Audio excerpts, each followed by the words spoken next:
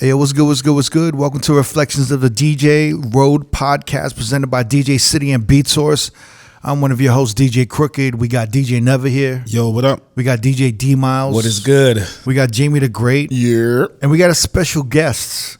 We have NFL royalty over here. Yeah. Oh man, that's pretty heavy right out the gate. Yeah, we got the we got Las Vegas Raiders official DJ here. CO1 was good, fam. Was good. Yo, brother. man, I appreciate you guys. Yeah, this it was is good, fun. man. I mean, obviously, you guys know I'm a big fan of this show. So, Oh yeah, You've been kicking up for quite some months about you coming on. So. Yeah. I've been trying to get you in here, and we want to like kind of time it in for the new season and everything. Yeah. Is it just chaotic right now? yeah, I mean, for the most part, just in general, because the sport that it is, you know, that it just has a lot of things that are so overwhelming with it, and then when you get into the production side of it, which is where I'm at, which is what they call in game. Mm-hmm. Man, it's a lot of strategy, a lot of hard work, a lot of not necessarily hard work. I guess I want to say just a lot of preparation and stuff like that. Right. But it's a lot, man. But it's fun. I mean, I'll tell you this: when I go DJ regular gigs like you and all of us do, they're fun, and we just chill out and we have drinks and we do whatever we do. When I go do this and do the in game, man, I come out sweating like a pig. Really? Just from intensity, just from everything. Because people need to understand that everything that I do in the game, I don't necessarily, even though I'm the in-game DJ, and it's a collaborative, by the way. I'll clear that up really quick. It's a collaborative between myself and the Win DJs, and so that includes DJ Dash and NGV. So we're a collaborative. I just happen to be the in-game portion of it, which is like during the actual game, the situations, the first down, the second down, third, so all that let's stuff. break this down. Yeah, so like Raider Stadium, Allegion Stadium, right? Yes. Was built and officially opened when? I think it was like 5 years ago. 5 years ago? No. No, it was built like 5 years ago because remember, the teams were in there.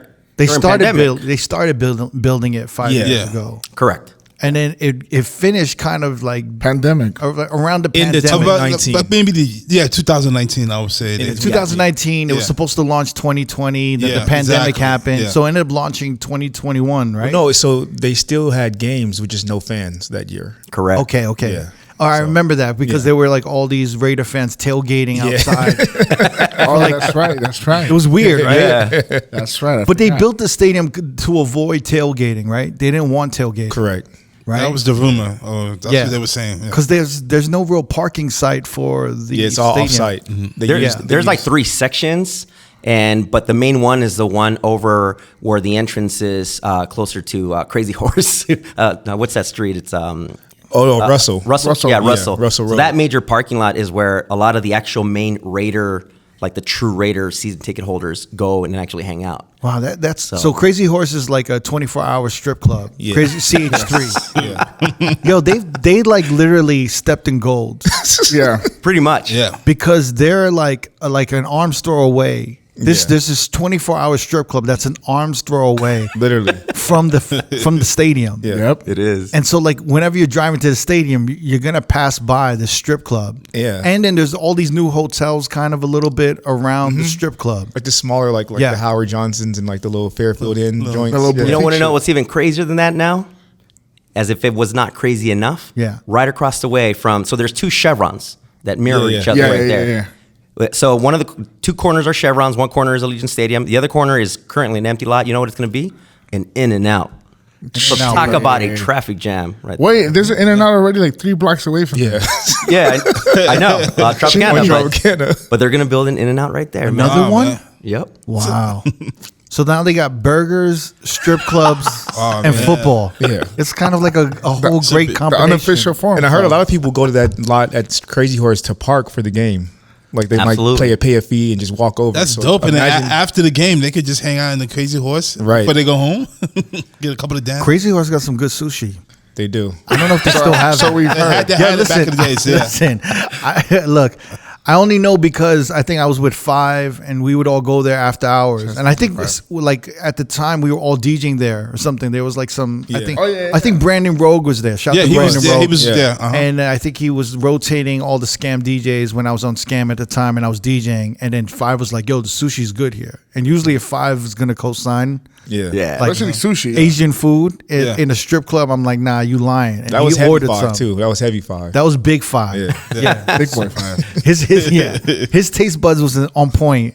Big heavy five was on point with the taste buds. So then I was like, yo, I was shocked. And I guess the sushi Roku chef would come and bring like some of the leftover,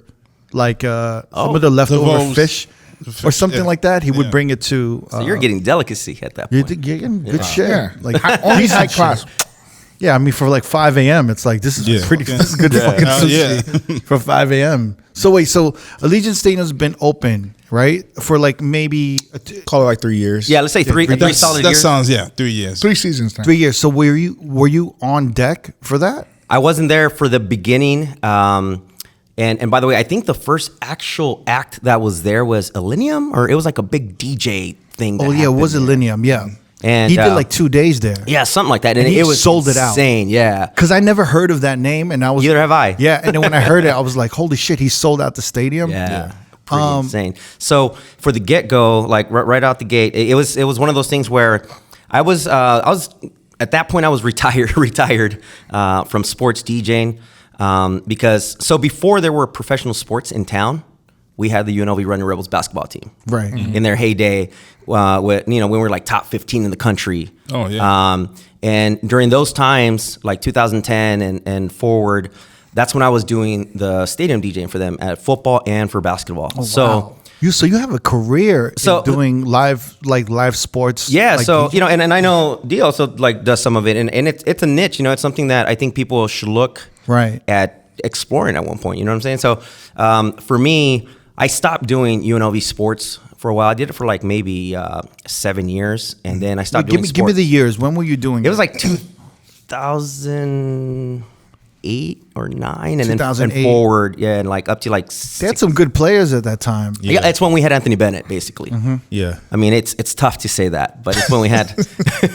I remember because they would come shop at. I had a store at the time. I had New. Yeah. Well, and if you guys if you guys remember, no, I remember that. And if you guys recall, that's when Drake did the sitting up at UNLV Gucci Row. He does that whole rap. That lyric is so the front row at Thomas and Mack is called Gucci Row because since it was the only sport in town, celebrities would come in there and sit Gucci Row at Thomas and Mack.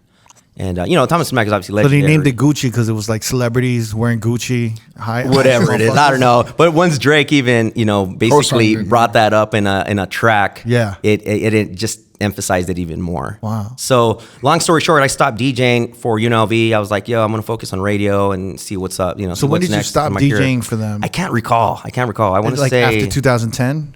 Yeah, absolutely. Definitely after 2010. So. The whole thing with that is that I stopped, and then when the Raiders finally moved here for that first year, when it was it was during pandemic, empty stadium, the two guys that were in there were Joe Green doing like the hype music and Wagner doing the in-game portion of it. So Wagner ended up moving to New York. Joe Green ended up doing Golden Knights, as many of us know, and then I didn't know. Is Joe Green? He's a Vegas DJ. He's local. So Joe Green is local. He's I believe he's born and raised. So him and I are partnering up and doing a lot of sports DJing at this point in time. And he took over doing the Golden Knights from I believe day one. So he's now the Golden Knights guy. Wow. When they both moved on, the Raiders were like, "Yo, well, we need somebody." So they both basically co-signed me, and they're like, "Well, this is the guy that was doing sports before any of us were even here." I want to just stop you for 1 second. Yeah. Before you got that job, there was so many rumors on who was going to be the official Raiders DJ. We had mad rumors. There was so many LA motherfuckers that were because of the Bay Area too. Yeah, in the Bay Area. Yeah. And I remember everyone because they shout to Franzen, right? Because Franzen is from the Bay, but he's a 49ers fan. But everyone was like, "Yo, Franzen, you gotta be the Raiders DJ," and he's like, "Nah, I think he was trying to push Dre Sinatra, right? And then there was Jay Espinoza, right? Shout out to Jay Espinoza. He was the Raiders, right? No, he does 49ers, I think. Wasn't he? No, I think Espinoza was Raiders. He was Raiders. Oh, he was? When the Raiders was in the Bay, right? Yeah, in Oakland. Okay. Jay Espinoza was the Raiders DJ, so then there was rumors that he might handle the Vegas one, and then there was Dre Sinatra, Franzen. Wasn't E-Rock in the mix? Jay Espinoza. Well, E-Rock is isn't he? He's a Niner guy. Yeah. See, but that's where the misconception came, where Those guys were the DJs for the squad. Yeah. They were like the hype DJs. It's kind of like what Angie and Dash do now. Okay. They do like the hype portions of it, you know. So they do like They're like kind of like if that, it was like radio, during the like, warm ups, and Yeah. then like a couple hype sessions during the Okay. game. And so there's a difference between like the hype DJs and then the actual in-game DJs. Okay, like explain that. So, Explain it. So for example, okay, so I'm going to paint the picture. Yeah. Gates open. I DJ. I actually DJ like you know you and I DJ. I'll DJ the first hour. I'm a patron. Yeah, so, I you, walk- so, I you're, walk so you're, in. you're walking in, and I'm the one DJing for the first hour. I'm finding my seats. I'm getting a Yep. beer. Getting I'm, your I'm popcorn. looking at the Hot menu. dogs, yeah. That's right? it. Yeah. so, And then I'm listening to you. so you're listening to me for the first hour, and then once that hour breaks, wait. So in the first hour, is that when the team is like not yet. they're not doing anything yet? No, that's Okay. just welcoming everybody. So what are you playing at this time? I'm doing very crowd friendly stadium music. Arcade music? Give me Which some- yeah, I'm gonna give you some examples. Yeah. I'm doing Tricky. I'm doing Bruno Mars 24 Karat Magic. I'm doing Blurred Lines. I'm doing Okay. a little bit of classic rock. Almost some like AC/DC. easy contemporary 100%. hip hop, R&B, ACDC. Yeah, ACDC. I'm doing Man. Like just fun Mace. Just fun. like all ages, Yeah, all very, very all friendly. races, Family can, friendly. can know Absolutely. what. Okay. Yeah, so it's basically like doing a corporate party. Yeah. Okay. Yeah, Right. essentially. So that's what happens for the first hour. Then once the team starts coming out of the locker room and they start doing all their things, like the pre-warm-ups, then And now I have a question. yeah. You're DJing. You have your monitors. Do you is there a program director in your ear that's like, okay, like 30 more seconds and then we're going to There is. okay. It's crazy because I think D is going to relate to this, but It's so like I live, wear it's like live TV, right? It is. So I'm wearing the actual microphone headset, with the headphones for game time, and then Right. I'm wearing an in-ear on my other side for Serato. Wow. And I'm a little bit different than a lot of in-game DJs. A lot of in-game DJs use just like playback jingle machines. Right. But I'm Yeah. First, I'm a DJ, so I use Serato for most of my stuff, but I'm very organized on my folders, and even that's a whole different story. And then I also have a jingle palette for quick stuff like Raider touchdowns, something that's immediate. Wow. So you're controlling all that shit. Yeah. Whoa. That's So- crazy. Wow. So that's what I'm saying. Everything I do is it's in the moment. It's situational and in the moment whenever something happens. But aren't there like visuals like that go along with like, a touchdown? Are you coordinating that with the visuals guy? Our main director is coordinating that. Yeah. And by now we know confirm touchdown. So visuals hit visuals, and I hit the touchdown song, which is I forget it's an Ice Cube instrumental, Raider Nation instrumental. I forget, but. So I have that on cue all the time, and then there's certain songs that play at certain moments, as like third downs. Yeah. Third downs you always hear like the classic Hell's Bells, or we have a lot of little samples. We do like a couple movies like The Purge. Yeah. Like the sirens and stuff like that. We do so we do a lot of those little things to trigger the audience to say, "Oh, it's go time. We got to cheer loud." So Yeah. So But this sounds like a lot of work. man, it is. I don't know. Like my first day, I'd be kind of tripping. And you out. said that you have new duties now from the past season. So what I'm doing is I'm trying to master a lot of the music to be like at -3 dB for the stadium, so the stadium sounds good. I'm also doing the concourse mixes. I want to talk about the sound in the stadium. Yeah, it's nuts. Yeah. No, That's a whole nother thing. Do they have that? Do they have that EQ'd properly? Because when I was there, it sounded like, no offense, it sounded a little like shit. I think it depends on the time of the game. At the beginning it's lower. It may not sound as good depending where you're at, or it may sound amazing depending where you're at. The dB meter, obviously they raise the bar on it as the game continues on. I'm sure that the whole presentation for like halftime shows is completely different and EQ'd differently because they have an actual Raiders band as well. Because I'll tell you, I went to a Raiders game, right? And let me tell you something. Like there is it's just nonstop shows. It's like I know. I didn't. It's not like I've never expected this. As soon as I walk in, there's music. It's just nonstop entertainment. I think someone who opened up the show, Dionne Warwick. Dionne Warwick, yeah. Like Dionne Warwick. And then Montel Jordan was there. After Dionne Warwick was Montel Jordan. Well, Montel Jordan sang the national anthem, right? Yeah, he did. Uh-huh. And then there was another performance. Yeah, whatever the halftime show The was. halftime show was like Probably been like Ludacris or something. Wasn't it somebody? It was somebody. It could have been Ludacris. No, it wasn't Ludacris, but it was somebody like that. Yeah. It was like it was either Ludacris, Santana, Too Short, Ice Cube. Who else did we have last year? We had Aoki. Didn't y'all have We had Little John. Yeah. Yeah, absolutely, yeah. But it's just nonstop. There's not 1 second where you're just kind of like, it's like there's a There's no timeout. downtime. There's something happening constantly. So the reason why I flow with it is because I'm used to a radio mentality, and radio mentality is literally no dead air. So there's always something continuous. Even if something goes down or something's happening or they got to do a PA announcement, no matter what, I'm always coming in with the instrumental bed or something underneath it just to make sure that the ambiance stays. Okay, so you've done UNLV, right? Mm-hmm. And then now you're at Raiders. Is this the most And I'm still at UNLV now. I came back. Oh, you do you do both. I do both. I do UNLV football again, UNLV basketball, and Raiders. Wow. Damn. You are the go-to sports DJ. And UNLV moved into the Allegion Stadium, right? Yeah, it's pretty bad. I've never heard of. I've never heard of this career path. I didn't know it could exist. Hey, do you like it? I know you do sports. D does.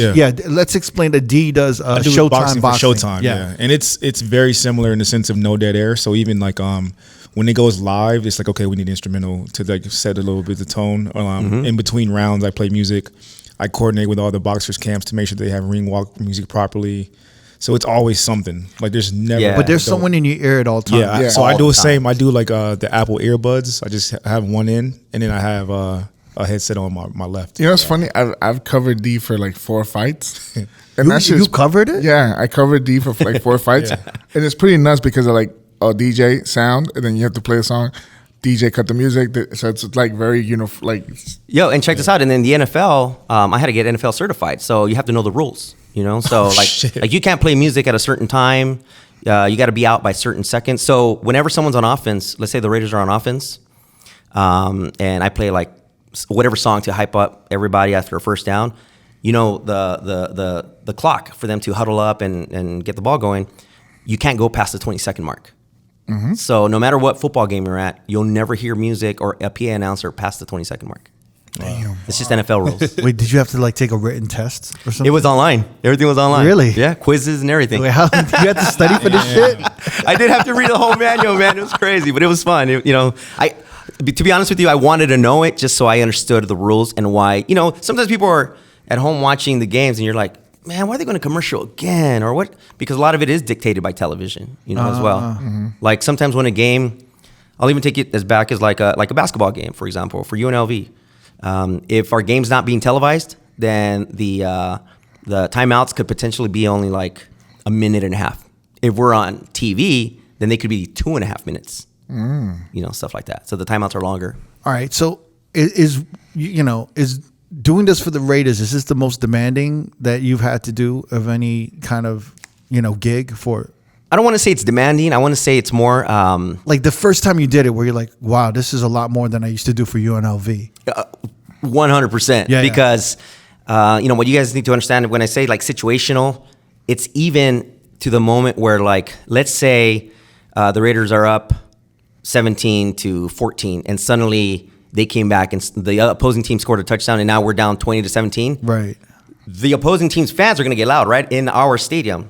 So what I have to do is I have to play a grungy instrumental to overpower their fans. Really? Yeah. It's like going to war, bro. I literally.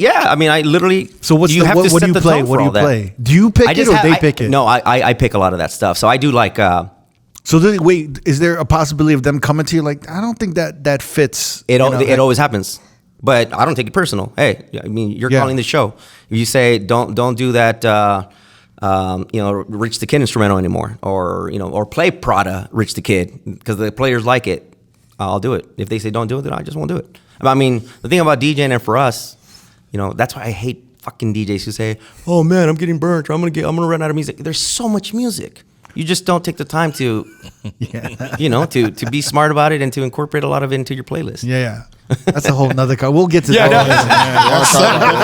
I'm telling you guys, I am an open book and I don't hold back. Have they ever requested something that you didn't have? What would you do in that situation? iTunes Store. Oh, I'm on it. You have to be honest with it because it's in the moment, So they'll be like, "Yo, can you hit Red Hot Chili Peppers Can't Stop?" And I'm like, "Oh man, I don't remember if it's a dirty version or clean." And I'll just be like, "I don't have it." Okay, cool. We just move on to the next one. How often does that happen that you don't have the song? Not very often, man. The playlist is pretty, like, I'm pretty heavy on taking music, and I'm just so anal about stuff. Like, I literally have my collections, they run deep. So, and then not just are they deep, but like everything that I have, let's say I have Red Hot Chili Peppers Can't Stop, so they just did the concert, so it's something that makes sense right now, right? Still familiarity, people are still familiar with them being here. But I'll take the actual song that I use for DJing, and then what I'll do is I'll make a stadium edit, which will go right into the hook, into an instrumental portion in case I need to run a PA underneath it. Right. So it's just, I'll have an extra version of and everything. radio kind of prepped you for all that. Yeah, man, I've been doing radio for too long. But yeah, it's and I'm glad that I've done it because I think it helped out. Is there artists or music that you're not allowed to play? No, I think we're pretty open. A lot of people expect that, oh man, the Raiders, has a lot of hip hop, a lot of Bay Area. But, well, it's a whole different Raiders now. It's the Las Vegas Raiders. So they definitely established that, that branding, right? It's the Las Vegas Raiders. So you don't push a little bit like a heavier influence on Bay Area music when you're playing? I try to sometimes. Like I'll do like the Tell Me When to Go instrumental because it's so mass appeal. I'll do we close out the shows when we win with Too Short, Blow the Whistle. Right. And I try to do if I can put in a Mac Dre instrumental or something like that. I mean, I'll do it. Nice. So you're doing the Raiders stuff, right? Yeah. You're doing this. The first year you're doing it, where you just kind of like you got the job. What do they hit you with? You got to take this test for the NFL. You got to take this test to know all the rules of the NFL. And then what else is there? Well, there's look at all the moments. Now that we're new here in Las Vegas, we have to train the fans on what to do. Right. Like stay quiet in offense. Cheer as crazy as you can in defense. Have the right music for that. And again, so back to what I was going to say earlier, which is part of your question is, people think the Raiders, hey, hip hop, this, that, it's the Raiders. But I legitimately play about 60-70% classic rock or fun alternative tracks, and the rest of it is like hip hop. But it's preparation, making sure everything's squeaky clean for stadium, for family, for friends, knowing who your players are. If Waller scores a touchdown, play a Waller song, because you guys know he raps and makes his music and stuff like that. So I didn't know that. I didn't either. but I'm saying, see, it's all those little things. It's a lot of little fun, tedious things. And so then the first year must have been it was all the biggest school for headache. me. Yeah, because you're working out all the kinks and you're seeing what works. It took me 5 games to feel comfortable. Wow. So kind of more so like 8 weeks or so? Yeah, at least. Because you have those away games. Yeah. And other things. Wait, was last year your first year? Yeah. Okay, I wasn't sure if you because the year before that it was Joe and Wagner. Okay. Yeah. Wow. So like this year it's starting to, you have like some preseason games. Yeah. So believe it or not, I treated it kind of like a player did in the off season. And once I got the call, like, yo, we want you back. I did what any player would do. I got my butt in the iTunes gym. Did you do any prep in the off season or no? I did a lot of prepping. I did a lot of edits, a lot of stadium edits. I cleaned up a lot of. So what does that mean? You took some of the existing songs and be like, and I just did like short version, like minute and a half versions of them with just the hooks and like the bridges and stuff like that. Just like the fun parts to the songs. I'm kind of wondering if I'm in my head, I would think like, all right, if I would make a touchdown MP3 and I would put maybe 5 songs on that MP3 that they're going to use so that I can just hit the cue points for when touchdowns do. Is that what you do? So I do have that. I have one of those versions, which is always I have it ready. You guys know in Serato you have the prepare window, which is the absolute lifesaver in the entire day. Because I already kind of get the idea of what's about to happen or what we assume might potentially happen. So I have like if you see there like ready. if you see there on the 3-yard line and they're trying to do running plays to get a touchdown, you got like chances are they're going to get it's already. I basically have the 2 Serato tracks queued up, and then I have the prepare window plus a sampler on my iPad. Wow. Ready. Are you doing the music just yourself, or do you have like a piano guy? No, it's just me. Yeah. Oh it's just shit. music. Okay. Yeah, because in baseball you have like a guy in the the organ player. the organ player and all that stuff. I see like the videos of those guys. They're doing a bunch of. They were doing a bunch of shit. Oh no, they clown on the players, bro. Like if they miss like a strike, or like if they're like in a bad spot, they put like the fucking the Jaws theme, like dun dun dun dun dun. Yep. Like it's crazy. Like they really get into it. Yeah, I was watching one baseball game in San Diego, and I think they were. I think the pitcher was taking too long, and then he just started playing songs that was like Jeopardy theme or something. like the hurry Jeopardy up. theme. Yeah. Like it was like hip hop. It was just like these words like hurry up or like Yeah, see, so like for us, when we're having like a really good defensive stand, I'll play like Meek Mill instrumentals, like really grungy, hard hip hop, you know? Like, get the guys all amped up, or ante up, like all those instrumentals, or just the hook. Ante up, you know, I mean, you guys know. Yeah. So, and I'll play it like, it's basically play on words, you know? You psychologically kind of get these guys into it. So how long have you been doing this? Like sports? Yeah. I don't even call it DJing. It's more sports soundtracking. I want to say 13.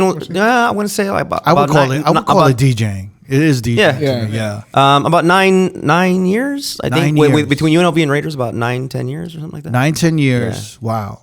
And then you were doing radio for how long? Oh, I've been doing radio for in radio about 20 years almost. On air about 7 years, and mixing on air about 20 years, and on air about 7 or something. I've been in Vegas since 2005, and I don't think have we met? Have we met each other? I don't think I know who you are, obviously, because of the fellas. Yeah. But I mean, I've heard like even Jamie. Like I never met Jamie. These guys, we used to all go play basketball. We would play basketball for like 7 years in a row. Wait, what How the come you guys fuck? never mentioned this? Never so quiet over there. Not together. Like I don't think it's never been me. Nah, I never. Wait, what is it? You guys like kind of were really shy when he said he played basketball. Yeah, like, oh, he burned us. Okay, so was this like butt naked basketball? No. Why are you guys quiet about It this? used to be like. Blouses. okay, can I explain it? I'll explain As it. soon as you said we play basketball, these guys were like, "Whoa, Okay, look. we're not supposed to talk about those days." Yeah, I mean, for me, those were the against the heydays code. because Butt naked basketball. Play with like Game blouses. play with karma. yeah, see, and that's the thing. So, I mean, this is the one good part that this is one of the reasons why I feel so comfortable in the position that I'm in right now with my network and with all my friends, is because for like 7+ years, we would always try to get together like twice a week to go play basketball. It was just the DJs. What year was this? This was like.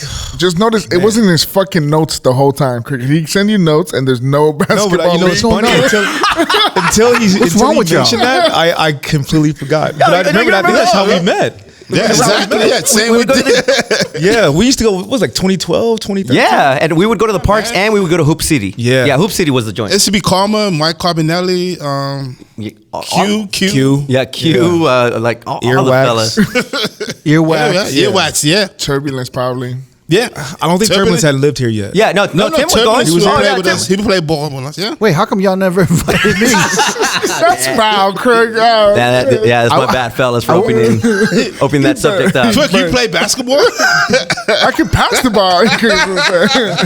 I would have made sandwiches and bar Gatorade or something. Well, speaking of sandwiches, it kind of became tradition where every Thanksgiving we'd all get together and go play basketball, and then after that we'd go to like the nearest bar, go have some beers, and then everyone would go to their family. You know what? Fuck y'all. Y'all never invited me to none of this shit. What is this? We got to do a basketball I day. never did the basketball on Thanksgiving, but No, but Hoop City, right? It was just to go have fun. It was not competitive Y'all were doing at all. Y'all were doing butt naked basketball. It was just cool. Shirts and skins. Like oiling each other down before the game or something. What Put were y'all my cocoa doing? on. Skins and Whoever blouses. got this And invite? it would mostly be like half court. Like we would just be chilling. Like it was like real. At the park, it was half court. Yeah. At Hoop Here's City, the- it was full court. Here's the Man, thing. it was, They didn't mention This shit went on about for this. 7 years? yeah. And then you never heard about it.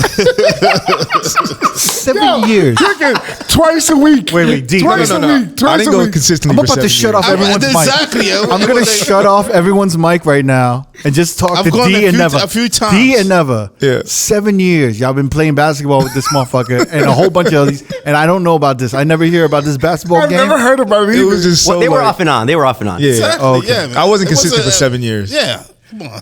I'm really hurt by I was it. consistent for like. I wouldn't have gone. To laugh But at least to make fun of us. Like, damn, I mean, that's basically what we all did. Trust me. How you missed that shot? Never. You suck. I would have made y'all jerseys or something. We had jerseys. See, man, we ended up buying like Nike flip side, black and white. Did y'all have like a team name? No, not really. Nah, man, nah. Like the Las Vegas Rambos or something? Oh man. Look, in our defense, to see somebody try to go make a layup, to even attempt it, was a joke in itself. Who was the nicest? Who was the nicest out of everyone? You know what? Karma's nice. Karma and Get nice. Right were pretty good. Yeah. Get Right was playing? Turbulence is good. You sounded hurt that Get Right. Man, I'm just going to start naming names so you can just blast He everybody. said Get Right was there, and that was it. Wait, Turbulence was Turbulence is that? good. Really? Get Right is good. Yeah, Karma was pretty good. Mind you, Karma and Get Right were the tallest ones. And I want to say that Q was the tallest one, but Q's the worst basketball player out of all of them. Really? Yeah. I can imagine that. I can see that. But he's a fun guy to be around. He's a great dude. I love Q. Yeah.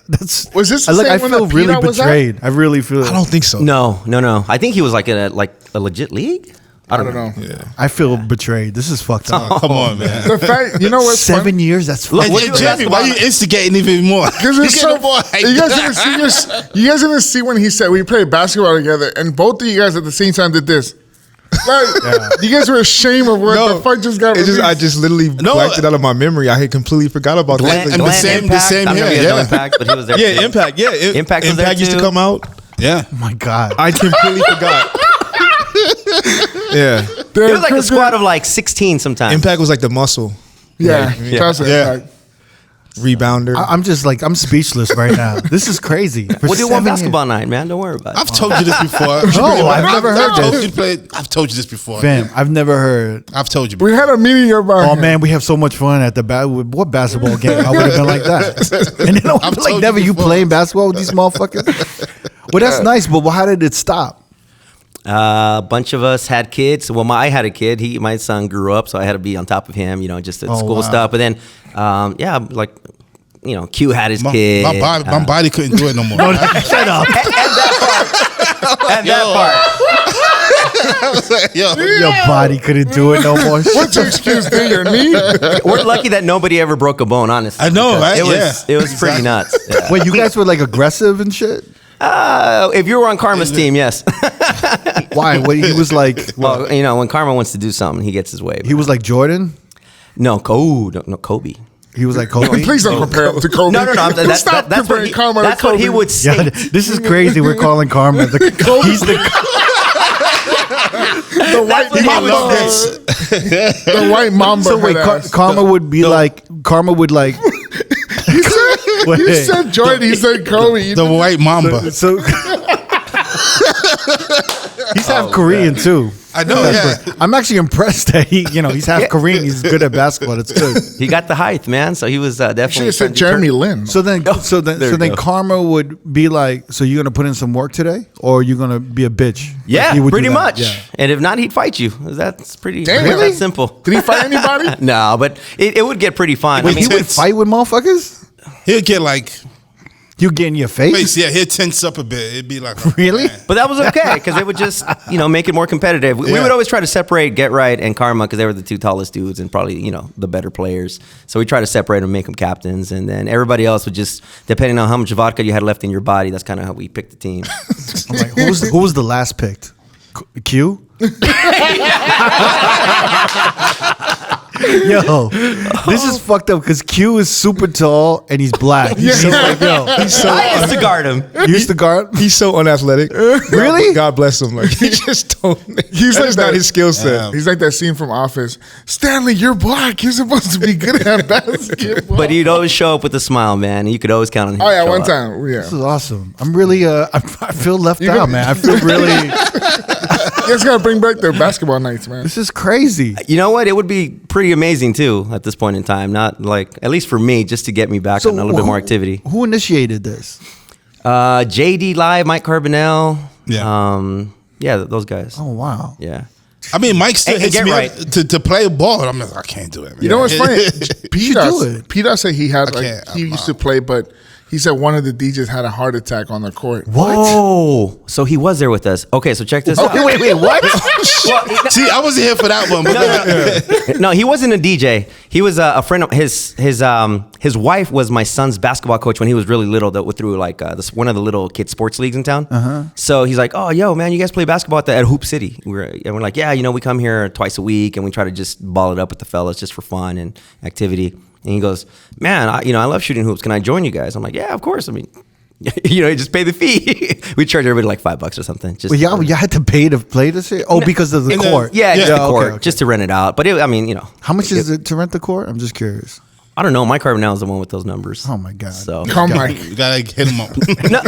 So we basically showed up one day and we're all balling and we're just going back and forth. And the least expected person, which is that guy, he wasn't like my friend, but he was obviously the coach's husband. So he shows up, tall, thin dude, and he's running, and suddenly we just hear bang on the floor, and it's it's one of those hardwood floors. So we're like, what's going on? He's like, oh, he's kind of sort of moving. Is he not? Well, he's not having a seizure because he's not shaking and none of that stuff. So we're ready to kind of help with that. And then we called the ambulance. Ambulance showed up and they're just they took him away. So the next day I called. He was conscious though. Right? He was conscious, but it was he was in rough. pain, but he couldn't explain what. It was so. I don't know if I want to say it was the heart attack, but it was something cardio, something related. So. But yeah, man, sometimes because they say even as thin as you are, right, it doesn't matter if you're in shape. It's like if you have cholesterol issues or calcium issues or whatever it is, then so he must have had something like that. Wow. And, yeah, it scared everybody, but it didn't stop us. I just kept going. Yeah. The game must go on. Wow. How did we get to this basketball thing? I don't even know. But how you never met? Yeah, how we never met. Well, obviously, I never met you through the basketball game. That motherfuckers kept that shit from me. Or was this really some racist shit? Like, there's no way. We don't want his Korean ass. Carver was there. No, so we were good. Exactly, man. I don't like Turbulence that. is there. Turbulence, that's true. You know what, man? I don't like this at all. I don't like. All right, so I've never. Well, I'm in the club scene. Were you in the club scene or no? I've always done mostly radio and lounges and stuff like that. And to me, that's actually one of the great parts about my career path. The way I took it, because for me moving to Vegas from California, I'm going on 18 years here, and one of the things that unless somebody else has different comments from this, but for me, I've always thought the paths for everybody, like I've never wanted to take your job or Karma's job or someone else's job at the club. I had my own lane. To me, it seemed like everyone has had their own lane, and who's ever been established already with credibility as a DJ, I think you're pretty set up. So I never came across a lot of people until later, till I started going out and just networking and getting to meet a lot of the guys. So, so you came out here around the same time as me, like 2006. Towards the end of 05. Yeah, same thing as me. Yeah, that's crazy. Damn, so wait, that is crazy. You were doing radio. You're from Santa Ana. Yeah, so I'm born and raised in Santa Ana, and then what part of LA is that? Part of it's LA? like Orange County. OC. Yeah. Oh, that's Orange County. What's your background? What's your nationality? Hispanic. Yeah. What kind? Mexican Hispanic. Yeah. Nice. So I was born and raised in Santa Ana. I ended up going to Santa Ana College, graduated from there. So my background is actually in my degree, at least, it's in criminal justice, and then just like him. Same. Oh, word up, yeah. So I got my degree from Santa Ana College, which is a junior college in town, on purpose because they were being taught by the Orange County Sheriff's Department. But then at that time, my wife and I were both in the same career path, and we had just gotten married, and we were like, we both cannot be in law enforcement. Let's just bounce. So we moved here instead. Really? Wait, did you work at the corrections in Riverside or? No, at the juvenile hall in Orange County. Oh, okay. Yeah. Wait, so you guys were like, we can't work in law enforcement? Well, no, if you guys, just for historic purposes and what we've heard and all that stuff, that usually if one person in a relationship works in law enforcement, it's kind of okay, right? But if it's both of you guys, you both have fucked up days, you both go through different shit. You take it home, and then for both of you, but it was a very quick stint. I didn't really do much with it because at the same time, a friend of mine offered me to go work for him and DJ full time, and that money as a rookie in any position in law enforcement was not good enough to basically suffice. Was it 50 or 55? Oh no, back then it was probably like 40. Oh, okay. What are you talking about? 40K a year? Yeah, 40K a year. Even with your degree, you got 40? To start, because everything is in scale when it comes to that kind of stuff. because it's all public. It's all open when it's public positions like that. So you guys heard the warning signs, and you and your wife decided to like leave law enforcement. Yeah, I mean, we were just both like. But you guys dedicated so much time and effort to it, right? That's the one thing I laugh about, because I did about 5 years of college to not even pursue it more than 6 months. Okay, so I'm not. You did 5 years of college? Yeah, it was 5 in total. So for me, it didn't work out the way I wanted it, which is okay because obviously I'm in a great position sitting here in this chair with you guys. Yeah. For my wife, it actually did work out really well because she did continue law enforcement when we moved here. I don't want to get into her business, but she did great. Wow, so interesting. So you what made my background is super eclectic, man, just because of the way I was raised, where I was raised, what I ended up doing, the positions. Like straight out of high school, I'm basically a typical Mexican story. It's straight out of high school. I did really good. I was going to get a full ride to Penn State. But I stayed home to take care of my mom, right? So, and she still to this day lives with me. So, and to the fact that you went to a city college opposed to Fullerton, which was a party, school and shit. So I was accepted to the Cal State system and to the UC system, but I chose to go to the junior college because, again, it was being taught by actual active officers. Yeah, well, versus a professor that has never been in the streets. You know what I'm saying? Yeah. So I wanted that real knowledge. Do you have siblings? Yes, I have 3. Are you the oldest? No, I'm the third. I'm the third. You're the third. Are they in Vegas or are they still out in California? My oldest sister is here. My younger brother here, and the oldest out of all of us is back home in Santa Ana. Yeah. So, all right. So, like, what made you want to go to Vegas? My sister and my younger brother were already here. They had moved way before me, and they're like, "Look, the houses over here are $210,000, and over there I'm paying for my condo. I'm paying almost $600K." So we sold our condo, and I'm like, shit, let's just move to Vegas. I moved to Vegas. I didn't do shit for the first 8 months. You weren't touching. you didn't touch DJing at this time at all. So at that time, that was in 2004. I had already started doing like mega mixes. At that point, I had met like Vice, Drew from Kiss FM at that time. Drew. From where? Yeah. So Drew went to college with my wife. So that we all were all friends. God, this is crazy. At Cal State Fullerton, yeah. I grew up listening to him. Yeah. DJ Fluffy was the board op for Felly Fell and worked at Power 106. He's my compadre, so I baptized his daughter. I forgot about Fluffy. Oh my God. Fluffy? Yeah, I forgot about him till he mentioned him right now. That's crazy. Yeah, so Fluffy actually works for Apple Music now. But he was like Felly Fell's board op. Who's Fluffy? Fluffy, someone. I thought you were talking about the comedian at first. No. Wait, who's that? Gabriel Iglesias. Gabriel Iglesias? He goes by Fluffy. His name's Fluffy? That's his. I didn't know that. AKA. I never heard that. So this Fluffy that I'm talking about, DJ Fluffy, he was, I believe he started. Why are there 2 Fluffies? Is he Mexican too? Probably. Yeah, They're both, but I know the comedian Fluffy. Yeah, he's Mexican. I think DJ Fluffy's also from Long Beach. Y'all making this shit up. I think DJ Fluffy's also from Long Beach. No, I think he was from Southgate. Oh, okay. Yeah. And Gabriel Iglesias is So Fluffy is like a radio DJ? Well, so he started as like one of the original board ops at Power 106 when it was blowing up, when, like Felly had just joined Power, and I think he was even doing it for like the Goodfellas and all those guys, all those personalities there. Big Boy was still doing like nights. Yeah, I believe so. And so he became like a character. Like he was like one of the guys that they'll talk about behind the scenes. Anybody named Fluffy got to be kind of dangerous though, right? I love him. We're related. He's a really cool dude, man. Yeah. But he was really in with a lot of radio personalities, and he knew everybody at Power. So I ended up meeting Vice because I was DJing. I was just trying to get my feet wet too. So I was opening up for Vice at places like Whittier College, the Disneyland Hotel. So while you're like, you're.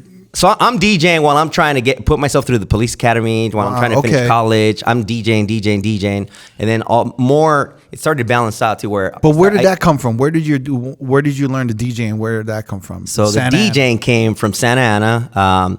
Right out of high school, So you're saying Santa Ana? I don't know nothing about LA really. So this is Orange County, so it's a whole different. Okay, Orange County. Oh yeah, because I forgot you're from the East Coast. Yeah, I'm from New York. You have to say it like that.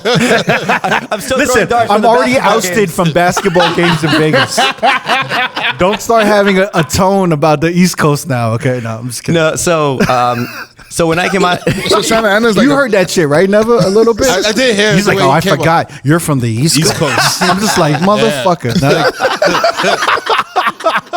So Santa Ana, if I can compare it to anything that is there like is it like Mexican gangs out there? Oh yeah, absolutely. Okay. Like that's like so they have like F Troop, like M, like all those big gangs. Oh, so Santa Ana's neighboring to Anaheim. Don't say any other gangs past that one that you just said. Yeah. Keep going. Okay. I just love hearing about California gangs. I love hearing. Well, I mean, culturally, that's it's basically a part of the whole historic part of Orange County. So Santa Ana's neighboring city to Anaheim. They're two probably the two biggest in Orange County, and they back in 95, 96 is when like house party era came out. You're getting all these house parties, all these vinyls coming out. House music was, or at least like L.A. house music, hard house, all that stuff was coming about. So you had a lot of siblings, right? Well, 3, yeah. 3. So, like, were they involved in anything? In none of it. The only reason I ever even knew what a vinyl record was I meant like the gang shit. Oh, well.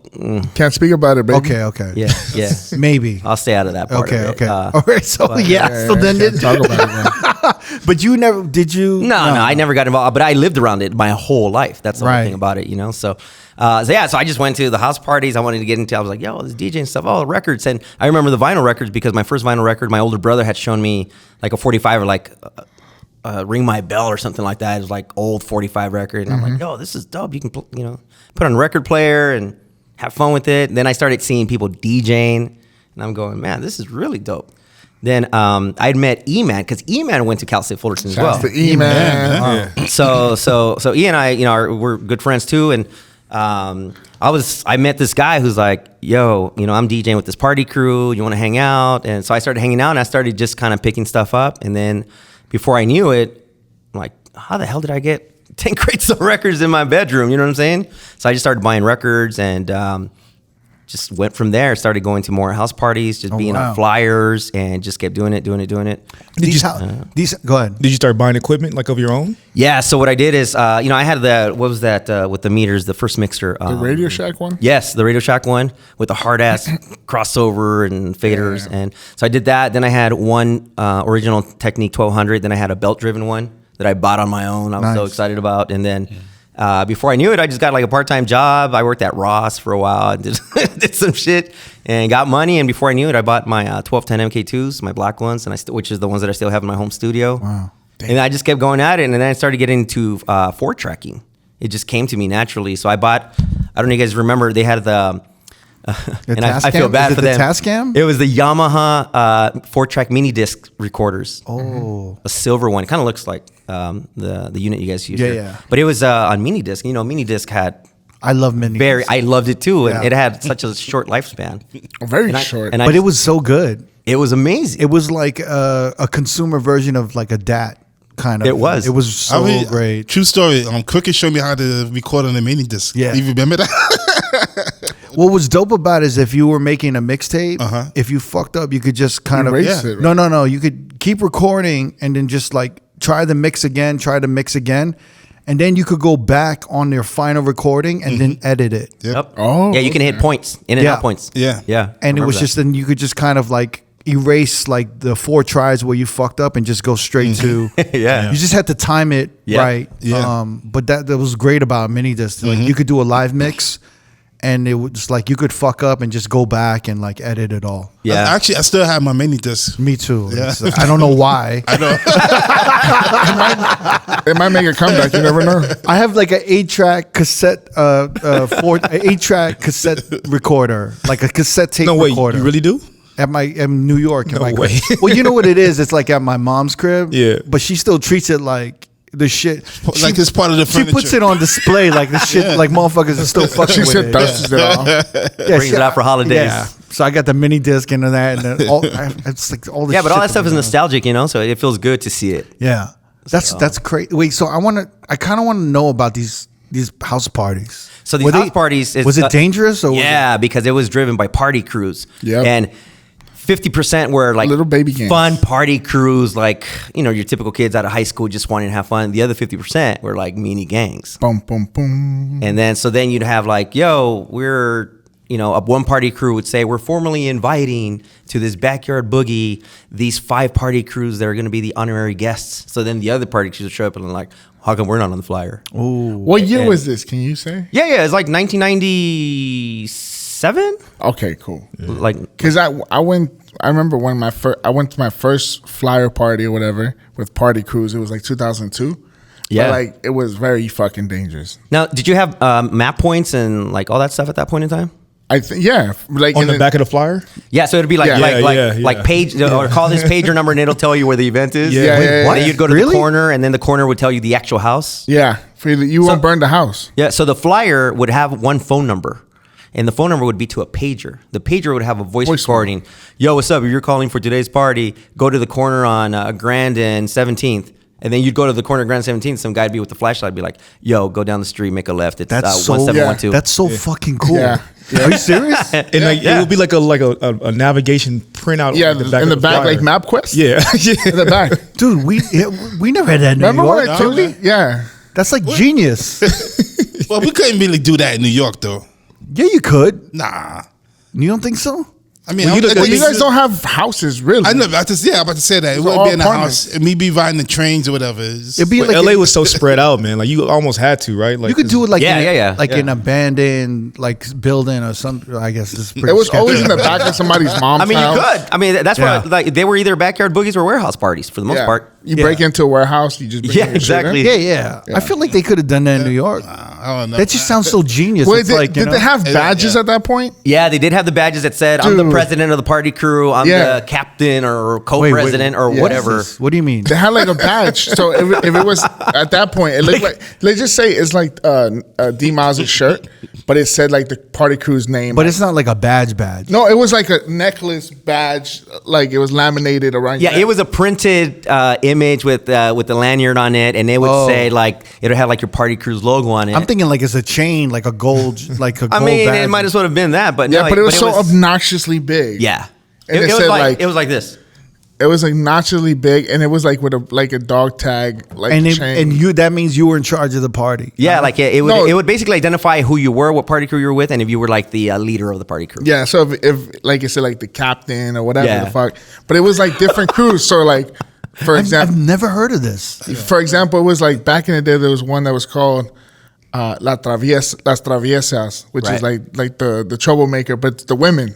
So they had women party crews. Interesting. But even in the party crews themselves, they had like the groover party crews, right? Like the guys who would wear like whatever white t-shirts and like jeans and would listen to the Smiths, and then you had like the more like the cool guys. oh who my wear, God, like- I love this so Yes. much. This is Yeah, crazy. But believe it or not, they were very well put together because they were Yeah. so strategic about it, and they were well organized. When Really they were going to break organized. break into a warehouse or do the backyard boogie, they would have like, you're in charge of the keg, you're in charge of sound system, of the one turntable, you're in charge of the other turntable, because they'd come in and it'd be like Here's the crazy assemble, part. pop, pop, pop, pop, pop. Here's They the would- crazier they put part, together. and then they break it down when shit hit the fan. Yeah. But the crazier part was there was a party crew or a few party crews that were known to carry the NOS tanks. Yep.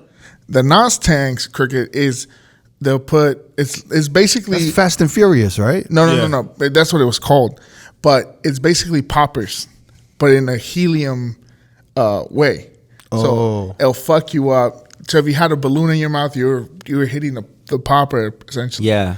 So Now, if you didn't have the balloons, you know what they'd use? They'd use those spray cans for the computers to dust them off. that does stuff. The ones that we had in the office, I heard about that. Yeah. the big Yeah. ones. What would they do with that? So They'll they, put it in they, their they, mouth. they'd bust the either they'd take off the little straw, straw. and they'd just they would just Yeah, suck on so it. that was the poppers originally. So and then in the corner you would have the guy with the helium tank full of NOS selling balloons. selling balloons for like $3. $3. Oh, so you guys were making money off There was this shit. business All day. bro. Girls were dudes were $5 and girls were $3 to Yeah. get in. when you hit it upside down, I never hit you NOS. hit it upside Me down either, because man. if That you do was- it, if that you was do fuck it, your brain. Did you hit it? Because I that just would make seen a it. lot of sense.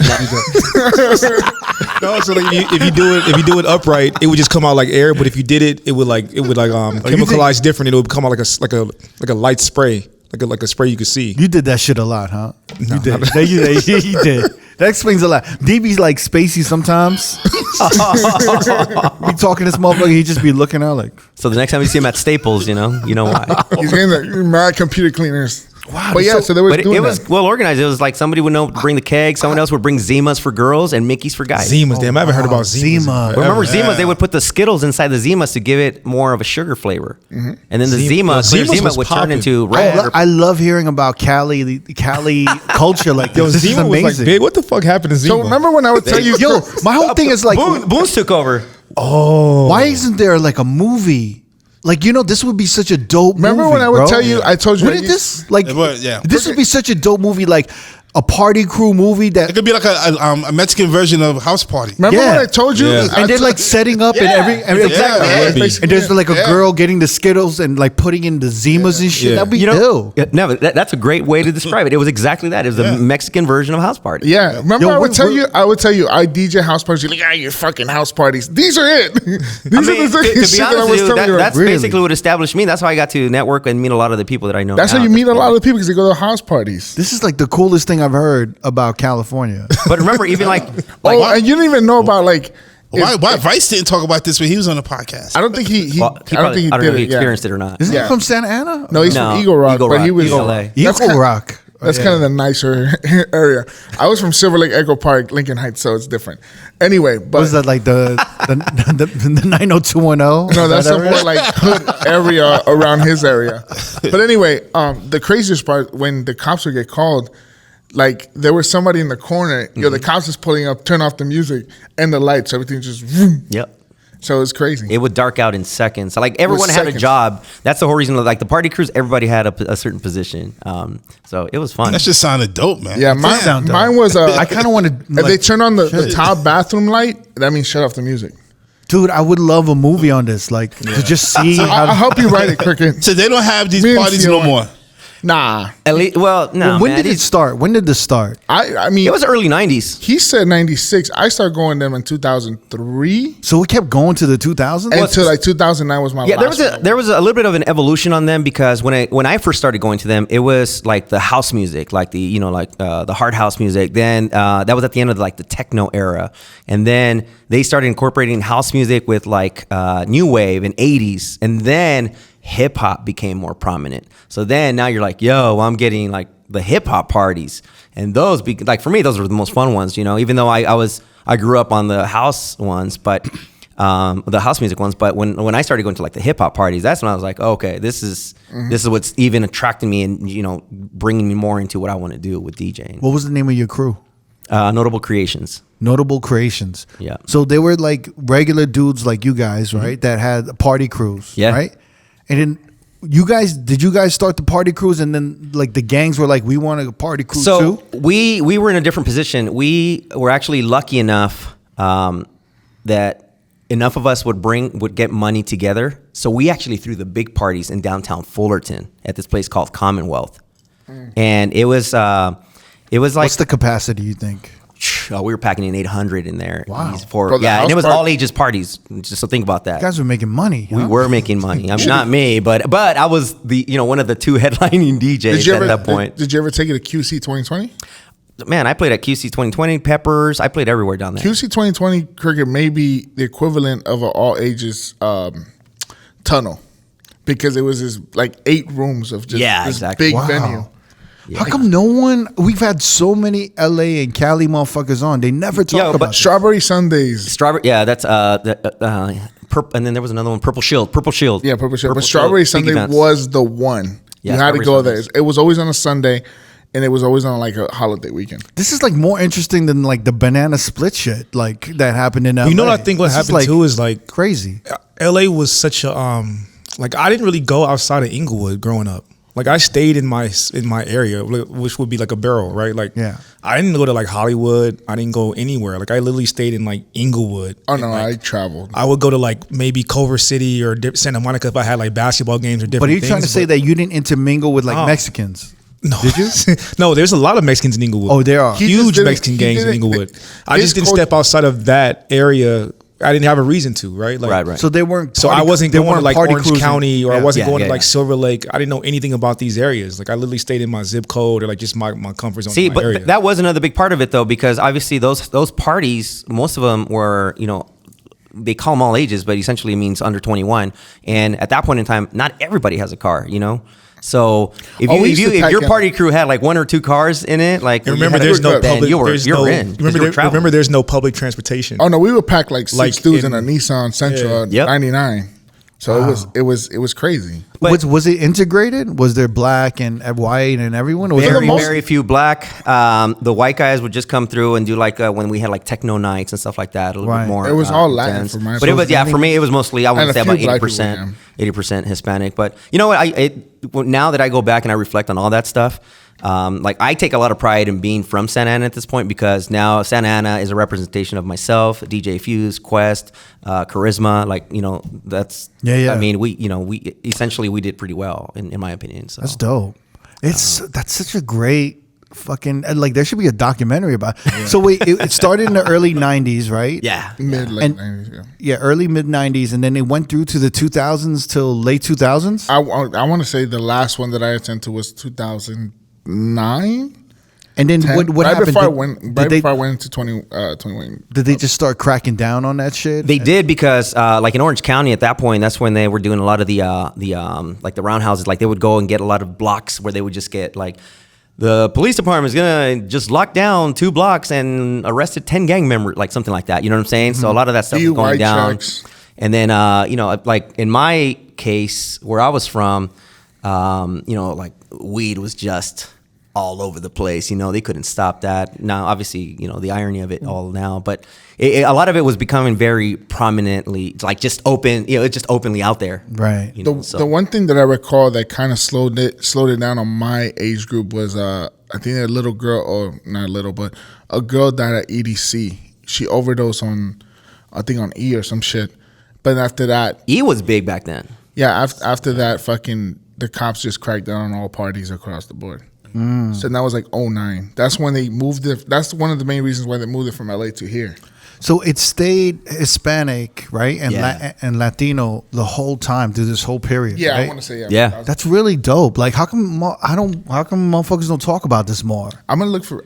And then like I'm like kind of interested. Like, if did you guys have like T-shirts for the crew? There was hats, hats, T-shirts, jackets, everything. Fucking dope. I want to see this shit. Like, what it looked like. So back what, to the whole thing. Did you guys have like colors for your crew? No colors because that's when you were like. Did you guys have a character? I'm sorry. No, we didn't have a character. I forgot what I was talking about. So remember with that coming out of that or going into that era, I was coming out of high school. I graduated in '94, so I came out of the high school era where hip hop was starting to come up, and I lived in the era in high school where you had to tuck your shirt in. You couldn't wear British Knights, right? That kind of stuff. You couldn't wear 501s. Yeah, you couldn't wear 501s. Ben Davis's, yeah, none of that stuff. I was the same way. Oh shit, this is crazy. So, yeah, man. I'm like so intrigued by this. So culturally, it's dope, Like it's amazing. I've never heard of it. Yeah, it's like really. I think I'm like thinking a documentary or a TV show would be amazing. Yeah. I mean, I agree, and there's a lot of people who were involved even on the DJ portion of it, where that's when like Richard Vision blew up. Mm-hmm. That's when all those big names like the Baker Boys, who they're the reason why I did radio in the first place. Like all those guys were all about all that stuff. Dude. You know what did happen though, and Jamie, I think you might have tested this is when as I kept getting into like the beginning of my 20s and doing that kind of stuff, more people started going across the border to TJ. To Rosarito, to Ensenada, to all that stuff. Yeah, I mean, once you hit 18, you could have gone across the border for us. Yeah. So I think that was like, the era or the age range. I'm sorry. Poppers and beer was a big thing for my age group to attend to. Yeah, I DJ Poppers and beer for 7 years. Yeah, Poppers and beers was like the thing to do. Spring break, that's where you were going. You were most likely going there. What was the incentive? Because it was like, is it cheaper? It was more cost effective? It was everything. You could drink over there. You could do whatever you want. You can pack in 10 dudes in one hotel room and no one would care. And wow, you just go do your thing for 2 days and eat a lot. That's right, because the drinking age over there is what, 18, 19? Yeah, I believe it's 18. Yeah. It's all Asian. Crazy. Yo, D, you like missed out. Like what? No, it's just like I feel like every kind of city had like a version of that. You know what I mean? Like So what I was your remember going to version? house parties with my older sister that was 4 years older than me. But they would be like in Inglewood, Culver City. And I remember like it would be like, oh shit, it's about to be a police sweep. So all the lights will go out. Everyone's just quiet in someone's backyard, like whispering, kind of like being weird. And all of a sudden it's, all right, cool, party keeps going now. Like it's all good. I really love this And I was world. like 12, 13 going to this with my sister that was like 17. Yeah. So I'd be like the youngest kid just amazed at like the music they were playing. Like, at least the ones I was going to, they was like playing like Uncle Luke and a lot of like Top Billin' and like all these dope records. I didn't know what the hell they were, but like, you know, I was so young. I was just amazed at the environment. You know what I mean? So I feel crazy. like See, every city just had a version. Yes, of that, so that's why for me, when I got flipped into hip hop, it was a rap. I went from straight house and techno to once I went hip hop, I'm like, oh man. And then I started to find out that, wait a minute, some of my favorite producers come from the East Coast, you know, which included, like, even if you ask me who my top 5 favorite rappers, people want to fight me all the time. What are they? Who's your top 5? Oh, I'll go Tupac, Biggie, Nas, CL Smooth, Heavy D, CL Smooth, Heavy D, huh? Karis one, yeah. I've never heard them two on the top 5 list. No, and that's why I said my top 5. Yeah, I'm saying I never heard anyone say that. CL Smooth to me is, I mean, that guy, he's, you know, between him and Pete Rock. And then, I mean, the first and then once three- I found out their affiliation, that Pete Rock was actually blood cousins with Heavy D, then it just took a whole different ballgame for me. Yeah. You're like a whole Mount Vernon, like right. fandom right there. I've never heard a West Coast person say CL Smooth and Heavy I D. never heard anyone say CL Smooth. What about Heavy D? Nothing against Heavy. Whenever I think of CL Smooth, I have think a of big bias. I just have a big bias. What's your bias? But it's just that I think the Pete Rock sound was amazing, and I think CL Smooth complemented everything that Pete Rock did. Right. Yeah, I agree. And For some reason, when I think of CL Smooth, the first song that comes to mind is Lots of Lovin'. It is. To me, it is. It is, people, right? people say they reminisce, but to me, it's Lots of Lovin'. To me, And I it's love that. for sure. I mean, I tell people that's like when he did that, he bridged R&B and hip hop essentially with that song. For me. I mean, I don't think people would want to fight that list, to be honest, because well, people will question it for sure. the first the first 3 are not far. It's highly personal. You know, it's very- highly personal. and that's the beauty of it. I Yeah. can say whatever the fuck I want. Yeah. That's the beauty of it, honestly. Yeah. So That's crazy. That's funny. You know, like Lots of Lovin' was one of those songs that I actually hated, but what he did lyrically was like, sweet serenade, I- sipping lemonade inside. yeah, I would hear, I would listen it. to it, and I would just keep playing it. What's your But favorite- I was like, man, I hate this Lots of Lovin', this part. But then I was like really torn because he did kind of kill it on that record. But remember, even Pete Rock, when he did, I think is one of the most underrated songs. He did one of the songs in the Menace to Society soundtrack, "Death Becomes You," and that song to me is like whenever I go out and try to go to a gig or if I travel, that's one of my go-to songs on my iPod or my iPhone or whatever. All That the was time. the song you were playing before the basketball game. I gotta go back to Pretty that much. song. I forgot about that song But you know it, right? It's dope. Can you play it? because there wasn't too many East Coast rappers on that soundtrack. Not at all. But this one, I mean, Death Becomes You. It's one of those fighting songs. Like you hear it and you're like, let's go. Really? I can't recall that. I don't even know. I don't even think I've ever heard that song. And this is before. on Menace to Society. Menace to Society soundtrack. Wow. Yeah. So sorry guys, I'm Menace to deep in Society. it. Straight up, Menace was on that soundtrack too, Yeah. right? Yeah. It's MC8. Yeah, MCA. Wake Yeah. your punk ass up. Yeah. 93 Going Shot up in the MCA. hood. That's Yep. the only one I know. Straight up Menace. It's not even on Spotify. What? It's definitely it's on. Oh, I have it. I mean,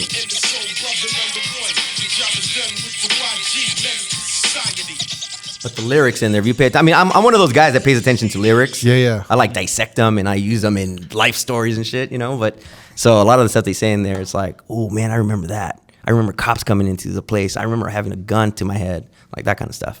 Yo, that's crazy. I've never heard that song before. Have you heard that before? Do you remember that? Stretch used to play on Stretch and Bobby the show. Really? Yeah. I don't remember that song at all, man. That's crazy. So I just like to go deep into Wait. a lot of these tracks. What's your favorite Heavy D song? I think Somebody For Me. Oh, okay. I need somebody. With LP. for me. Yeah. It throws me off that Heavy D's your favorite one of your favorite rappers. I mean, he was That beat was crazy. nasty. No, He's But not definitely just a- underrated. I mean, Not just as a Yeah. rapper, as a whole persona. I mean, artist, this yeah. guy danced, he grooved, his lyrics are, you know, even in like He Just could Cool. dress. And you guys remember the song Just Cool? of course, with Levert, yeah. Yeah, and then he drops like, here's the plan, sun in the shade, drinking my hand. I mean, he just makes the whole song. Yeah. And he was just like so He could talented dress too, man. He could do like dance hall. He could do, and he was like a tongue twister. Yeah. He could do like He did real dance hall, not the Because Get up tempo. Yeah, he got the Jamaican He was big on being Jamaican and shit. I mean, one of Supercat's biggest songs, "Them to Worry Me," is with Heavy D. Yeah. That's I mean, it makes sense. It's definitely like it's like a personal and old school, like, you know. Yeah, again, and back to what I originally said, when I got into the hip hop scene, and you know, there was a club over there in Orange County called Club Rubber, and they used to do like they used to do like the Playboy party at the mansion and stuff like that. But Club Rubber was mostly based on dance, techno, house music. And then suddenly out of nowhere, they're like, we're gonna open up a hip hop club. And they're like, well, so I would go there to set up like VCRs for the visuals and stuff. And the guy who was doing it, him and I became really good friends. And he was just like, yo, you want to drop like an hour, you know, every once in a while? And I'm going, man, are you kidding me? Like, I was one of the lucky ones to be able to go to record stores and have the privilege to, you know, earn and acquire doubles of stuff. Because, you know, back then, you know, Jamie, you could probably talk about this too, is that when you would go to record stores, if the guys knew you, they'd save you doubles. Oh, no. If you were just a regular Joe Schmo coming in to buy records, and they'd be like, no, you're limited to just one copy of something. So. No, I'm too young for that, bro.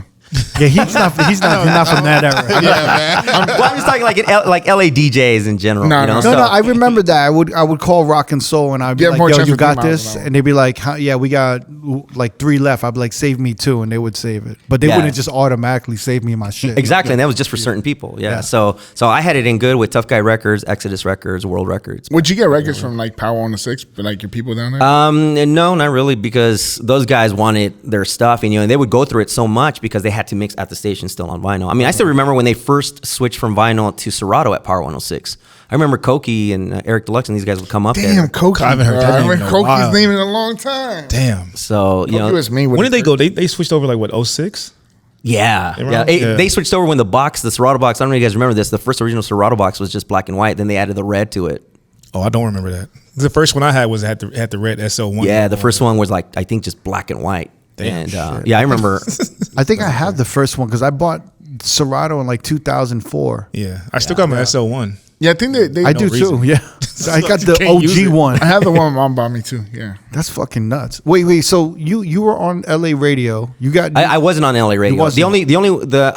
How I originally got started doing radio stuff and what intrigued me was Drew and I, DJ Drew who used to be on Kiss, obviously DJ City now, is him and I grew up together for the most part. okay. So we were really good friends, and he used to do a lot of production pieces for like Ryan Seacrest and just for Kiss FM in general. And sometimes when he needed to record digitally and I had extra copies of stuff, he'd come to my house and we'd record it on the Yamaha on the 4-track.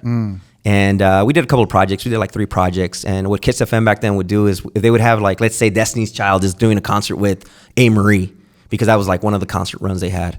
So he'd do like a little mega mix, and we'd do it on the Yamaha on the 4-track. Oh, shit. So I was like, I felt a sense of pride being able to help him to be able to accomplish whatever the goal was for the station. Because you were hearing your work on the station too. Yeah, I mean, it wasn't necessarily me, but I had my hands in it somehow. Yeah. And then I started just going to the Power Tools show over at Power 106 with Humpty, with Richard, with all the guys. And man, at this point, I'm like, yo, I want to do this. I met the Baker Boys, and I'm like, man, I want to be you guys. And before I knew it, I met a guy who knew a friend in Reno, and they had the station KWNZ. And they're like, yo, we're looking for mixers, and that we're not paying anything, but if you want to be on the radio, you can do like 1 hour on Saturdays. I'm like, sign me up, man. And this is before the internet, so it's not like I was Dropboxing shit. Like I had to mail the CD like 10 days before for the following week so it could get to Reno on time, that kind of stuff. Damn. And then, so now I was on Reno radio for about 3 years. Then So that was your foot in, right? That was my foot in, because that PD from that station, Eddie Go, then switched over to New Mexico. Eddie Gomez. So when Eddie Go went to New Mexico, he's like, yo, I'm going to open up another station, and they're going to start at top 40, then it's going to flip to hip hop. Do you want to do the night show over here? And I'm like, yeah. So, all right, now I'll mail that. And now you're starting to get like the wheat transfers and these type of things on the internet coming about. So now I was able to just digitally send my MP3 mixes. So before I knew it, I was in New Mexico radio for about, mind you, I never lived there. I was just sending my mixes. I was on there for like 5-6 years. That's the time that I moved to Vegas. The dope story about that is that when I moved to Vegas, it was very cliquey, and I couldn't get in anywhere. And I'm just like, man, I'm just trying to do something. Right. Karma had given his 2 weeks notice at 98.5, which is the station that I'm the APD for now. And his boss there at that station went to the Nelly release party at Red Rock. When Nelly, when artists used to do like the big release parties for the CDs. Mm-hmm. So his boss showed up there. Was it at Club Cherry? Probably. Yeah. So they went there. And then they also flew in Eddie Go from New Mexico there, and they knew each other. And so it was JB, who's not my boss. He's like, yeah, I'm looking for mixers. And so Eddie's like, the guy who sends my mixes actually lives here. You should look into him. And they contacted me. I did my mix, and I could have taken it to the station, but I wanted to make sure it landed on that guy's desk. So I FedExed it. And so I FedExed it. He got the CD. He called me. He goes, yo, you didn't have to FedEx it. I go, no, yes, I did. Otherwise, you would have gotten the CD and gone like, oh, another one. Yeah. And just use it as a coaster. So then I got hired like 2 weeks later. Nice. It was a great moment in my life because my son was born. 2 weeks later, I got hired at the radio station. Wow. So essentially, I kind of took Karma's spot there. But that radio station at that point in time, we had Obi-Wan, Karma, Icon, Hollywood. Like it was stacked up. Yeah. I think War and Peace had just left. It was pretty stacked up. So I felt very proud to be a part of that too. And then after that, it was all history, man. I took over that station. We launched the throwback station here in town. Not to cut you off, did Obi used to do a reggae show? Yeah, he used to. I think he would do like during the lunch hour on Fridays. He'd do all reggae and stuff like that. That's the only time I would ever hear reggae on the radio. Yeah. I used to love listening to Obi on because his knowledge of reggae is he's crazy. Dope, man. I've always been a big fan of Obi-Wan. I mean, all those guys. I've always told them, and man, I'll be the first guy to tell you guys, I am not afraid to be like, yo, you're dope. Yeah, you're dope. You're like, there's nothing. I have no issue. A lot of people are like, oh, no one's better than me. No, fuck that. There's a lot of people that are always better than you. Yeah. So that's why I'm always like, yo, like I love listening to all the guys. Obi-Wan to me, like even when I was in New York, Obi-Wan was like the first Vegas quote unquote DJ that I heard about, and it was through the MTV thing. But he, when I moved to Vegas, he was kind of like, he was like a star out here for me. Oh no, he was the name for sure, and he was 100%. Dope, and he was humble as fuck. Mm-hmm. Yeah. Great guy. Mm-hmm. Great guy. So he ended up leaving the station. A lot of stuff changed, and we ended up moving the actual location of the radio stations. Now it's over closer to the Southwest area, and Obi-Wan actually just lived a couple blocks from there. And man, we just at that point, when I took over as a mix show coordinator, I literally wanted to have the same vibes that we had like back in LA, like have fun. I'm not gonna put shackles on you. I'm not gonna tell you what to play. Just have fun. Like just go out and do it. So I started incorporating everybody. I'm like, yo, Karma, you want to do a set? That's why I hit you too. I'm like, yo, you want to do a set? I've even hit you before. Like I'll hit you too, Neva. But so at that point, they're like, as long as if you trust them, have them come on the radio and do their thing. So now, man, I just have fun with it, and I'm trying to keep some of that old school mentality to still DJing on the radio versus people going, it's just the radio. Well, yeah, it's just the radio, but to me, it's more than that because to me, it pays a lot of my bills and pays my mortgage and does a lot of that stuff. But so I just try to keep that, man, and keep it fun. And it's a lot of that comes from me living in LA, I mean, that Power 106 bug, I think it hit me too, and probably D Miles. That was a big thing for us growing up. Like you had Mr. Chalk on the radio. You had fucking I mean, you said Koki. I haven't heard his fucking name in a long time. And Ever was on, Fuse was on, like all. Those well, Ever's from Anaheim too, so Ever to me is also like my little brother. Like all those guys, man. If there's anything that I want to say about where I'm at now is that I'm not here on my own. Like I learned it from everybody and from appreciating everybody because I've literally sat there and paid attention to what E-Man's done, the Baker Boys have done, what Ever has done, and even the younger guys than me. Like these guys, a lot of these guys are way better than I am, and they need to know that because they need to take advantage of it in the right ways. Yeah, Power 106. I mean, growing up listening to fucking Tattoo getting the Shaq tattoo. Yeah, exactly. Like, it was crazy to hear that shit. And so I understand the love you have for radio because it's an LA thing. I have a question right now. Like, what is the state of radio right now? Man, radio's tough. Radio is tough. That's why I'm trying to keep it as fun as possible for as long as I'm there. What's the tough? I mean, Just ownerships, the way that things are being managed. A lot of the stuff is now syndicated. You don't have a lot of local personalities. I was going to ask you that. Is like everything syndicated, and you're saying that for those who don't know, if we could explain it, it's basically like, from what I've noticed, is like all the radio personalities are like, I don't want to say they're old, but they're like, they've been around for so long. Like they're all old, like they're over 40 or they're in their 40s or 50s. Yeah, right? so it varies. So let me explain something because you're hitting on that.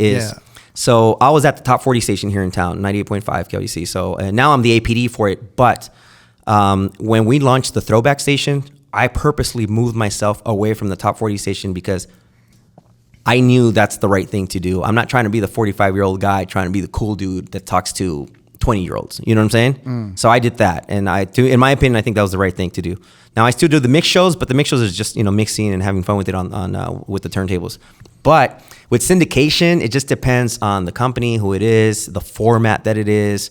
And yeah, so it's basically one individual who's talented or good enough to be able to speak in a generic way to 5-6 different markets at the same time. Right. So syndication is basically all these like radio stations across the country who don't have anyone to be a personality or to host any shows, but they have the music, right? Correct.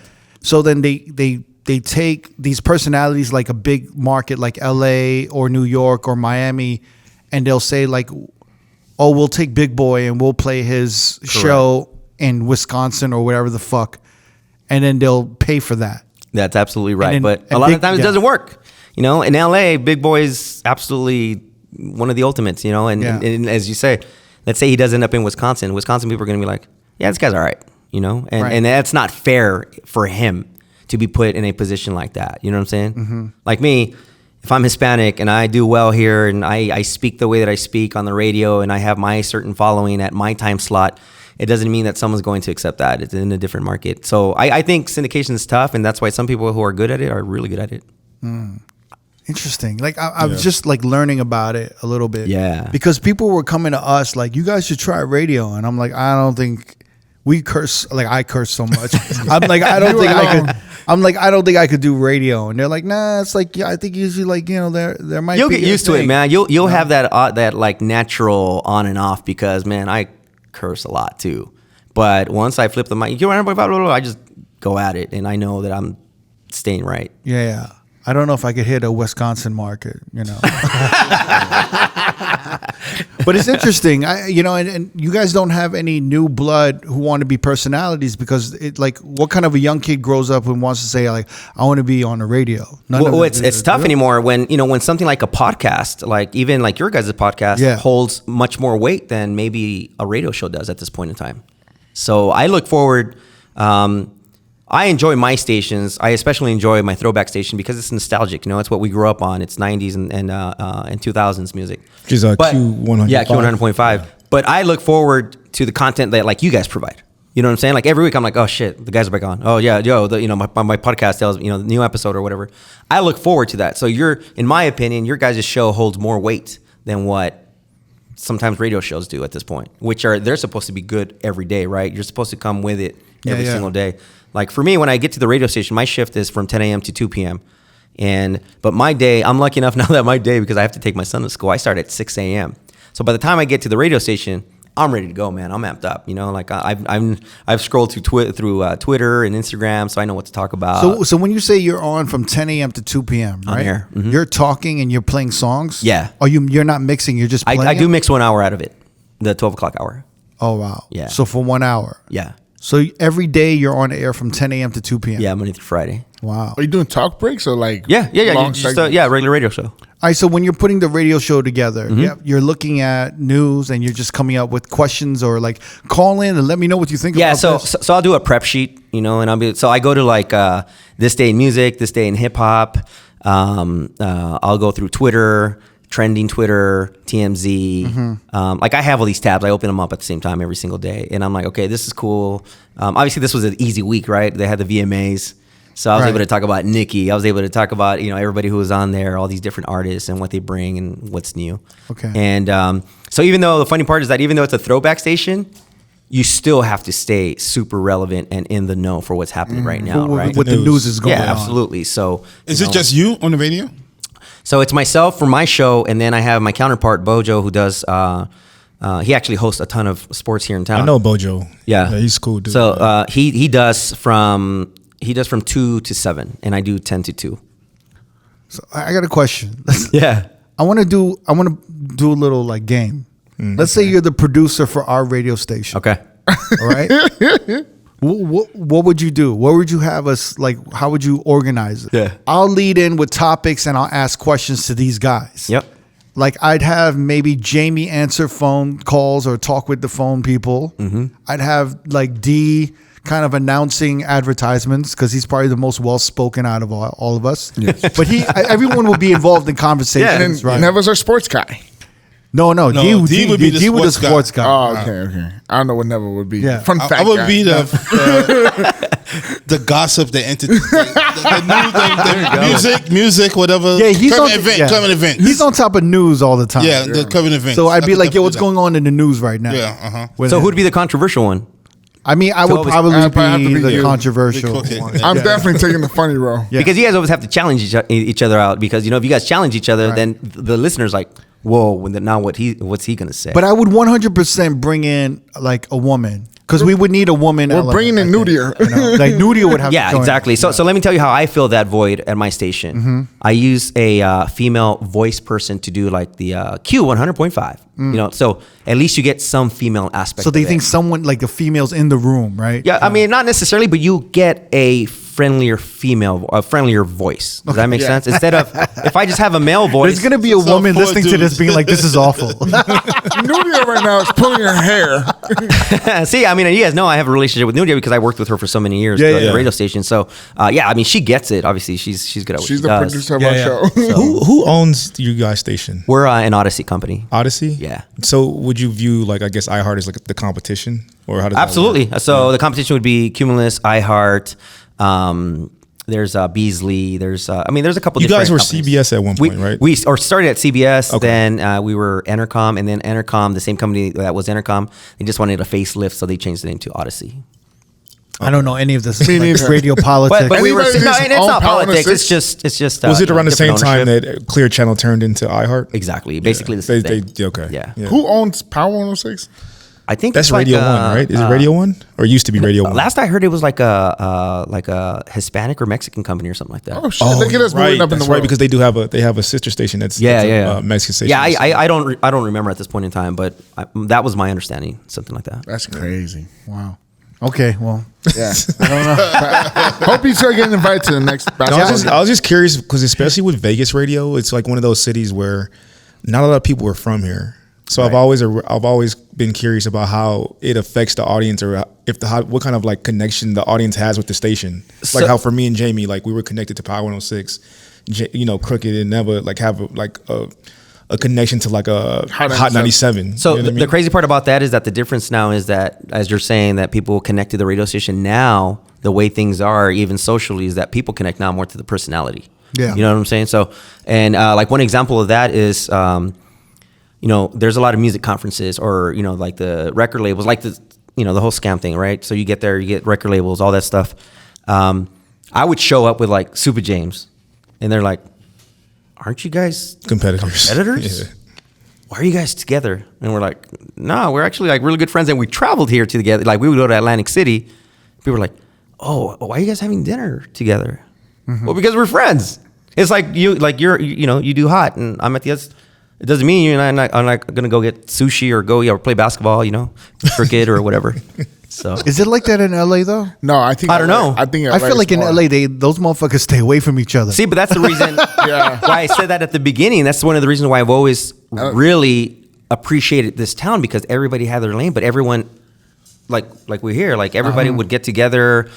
You'd have almost no choice but to be friendly and social with each other. Now, Power and Real are definitely fighting each other. Yeah, I mean, I don't know the politics. Yeah, 1,000%. I guess that's true. Like never. Like I guess there isn't like if you're an undercutter, you don't have a longevity in this town, in this industry, right? Not really, no. Because once you undercut, everyone knows, Everyone and knows everyone's it. just kind of like, yo, that dude They is don't wanna shit. fuck Yet with they you. don't want to fuck with you. Yep. It's true. And people like us, you know, I mean, we've had the longevity, and I think we've established ourselves with credibility to the point where the only person that's going to undercut us at this point is ourselves, right? When we don't value, you know, like if someone hits me up, oh, can you DJ for $400? Nah, not really. Yeah. You know, like that means I'd be undercutting myself, and I it's bad enough there's people undercutting me in general, so let alone me undercut myself. So yeah. I mean, I didn't realize it, but there is a community here in Vegas, and it's pretty tight with the DJs over here. Because there's no outstanding beef with anyone. Like no one is like, yo, I don't fuck with that person or whatever. Like there might be like differences. You're looking at me laughing, right? I was to say, wait, is there commentary? Because I want to hear it, man. I want to hear the inside scoop. Because in Never's face is like, there's definitely people that don't fuck with Crooked. There's a reason why you're not invited to the I basketball wasn't saying games. you. I'm just saying. There's reasons why you're not at the b-ball games, bro. Yeah, there's a reason I wasn't invited to the basketball. Shit, imagine with Crooked and Karma there, both of them. Damn. Might be a little bit rougher than we thought. That was a foul. Run that shit back. That's how it was all the time, wasn't it? Yeah. Wow. Yeah. Wait, why were you looking at me like that, Nev? No, because you were saying like there's no beef between DJs, and I'm about to say, well, it's not out in the open, but behind closed doors, there's But it's something like, beef. Yeah, I think it's different. I think it's different when like motherfuckers can't be in the same room. Mm-hmm. You know what I mean? But I think it's like if it's more competitive or coexist. like, you know, like this dude. What'd you say? I said people can coexist. Oh yeah. Absolutely, yeah. I think everyone kind of coexists Definitely, and everything. yeah. Mm-hmm. But in the end, I think the big picture is like no one's gonna like try to fuck like oust somebody out. Yeah. In the end, like like that dude got to work. Yeah. That dude has kids, or like, you know what I'm saying, like, or just like, yo, he's an asshole, but he's a talented DJ, or like, you know, like I think there's like room for everything. Mm-hmm. Yeah. And I think, you know, after a while, everyone forgets, like, none of these beefs last. They don't last long. 10 years or some shit. No. Like, you know what I'm saying? Like, it's very, like, there is a community. It's like seasonal. I mean, for me, I've been lucky enough where I've never had true beef with anybody. And I just, again, like, you know, like I told you guys at the beginning, man, I'm too old for this fucking shit. Like, I'm not here. Yeah. Like, it's the whole reason why even people, you know, even to this point, some people are like, is your name DJ CO1 or CO1? I go, I actually just call me Hector. Oh, what? But that's not your DJ. No, but that's all my paychecks go to Hector now, and that's the only thing that makes me happy. So I don't give a fuck what you call me, you know. And it's those things where I've again, maybe because of where I grew up or how I grew up, but I love going to see guys like you guys to go deep. Like Jamie, I've never met Jamie before until I met him at that R&B concert. Oh yeah, and I was back there, man. I was his biggest cheerleader because I'm like, yo, you're fucking killing this shit. Like this, I had to come back here and just tell you that, like it's getting down. That's when we spoke about you coming on. I was like, yeah. But yeah, I appreciate that. Man, I'm a big fan of just the talent because I know it's been hard work for a lot of you were people. there with your wife, I believe. Or something. Yeah, man. You guys were just hanging next to the booth. Yeah. I'm telling you, I go out to just hang out and check out the fellas, and you know, go see what's up, who's playing where, and. But it's also because you've carved a lane for yourself and you've built a lane for yourself. Mm-hmm. You know what I'm saying? So you kind of done it the right way, but you're also kind of like the top of your field right now. It's not like there's 10 other guys trying to be like, you know. Well, there are. I mean, like, a lot of people would talk like, oh man, I could do what you're doing. Yo, if you can. Really? People say that? More power to you because it's a lot of work, and there shouldn't be only 2 or 3. Well, there's if you talk about sports, it's like D that I personally know is D. Ocho, who does the lights. Joe Green does the Golden Knights and the Silver Knights and the Nighthawks. And then I do the Raiders and UNLV. And I don't know who else might back us up. But look, that's so there's that's dudes a handful. There's dudes in your field that are like, yo, he doesn't deserve to be. I should be in there. And shit I just heard around the way people are like, oh man, I could do that, or they should have called me. And I'm going, yo, they should have called you. I wasn't. But they didn't. You know. I mean, she wasn't ready. Okay, look. So I feel like that's the worst thing to say. And then I started the conversation with. It should have been me. They should have called me, but they didn't. Dumbass. So then I refuse to explain myself because I shouldn't have to. And then I say, you know what time I show up to the stadium for a 120 game? 5:30 in the morning. Wow. Are you willing to put in 12 plus and you're hours? not done till till like 5-ish. Yeah. I mean, I'm literally there. I play the last song, you know, so I'll be there. I'll play like 4 songs after the game's over. And I love it. You're diligent. You're passionate about it. You've got to do it because at this point in time, if anything ever backfired on me, let's say radio blew up and it's taken over by a different company. I mean, I'm super grateful that I can still run with what I've got on the side of that. Yes, in town, I'm pretty established. I mean, I'm the local resident for Brooklyn Bowl. Mm-hmm. I'm part of the corner bar team in downtown. I do the sports stuff. I do the radio stations, and I honestly never thought that at my age, and I'm never afraid to say that I'm 45 and I'm about to be 46 and whatever the hell I'm in, because I never thought I'd be here right now. I thought I'd be done when I came to Vegas, do a little 5-8 year little run, getting something else. A younger guy comes up and they're dope, and I would support that because you should. There's some guys who are dope as shit, like Exile, who would play basketball with us too. Sorry about that. Damn, bro, the fucking win. I've seen Exile go from I'm DJing here, DJing there, to now running the biggest reggaeton parties in downtown. I mean, come on, like you gotta support that. I like for the record, cricket. I never played ball with Exile. So. Just so it makes I know Quick is like, Exile too. You motherfuckers. Oh man. Yeah, I love Exile's, like, I just love his glow up. For me, his come up is. I really love what he's doing right now. How could you not? He stuck to his guns, and he did it his way. Everybody that comes into town, I tell them, like, yo, they're like, where should I go? I'm like, yo, fam, there's one Latino party that you should go to, and it's fucking, it's either Altura Wednesdays or Pareo Saturdays, and they're like, you want me to go downtown, not on the strip? I'm like, fam, trust me, like.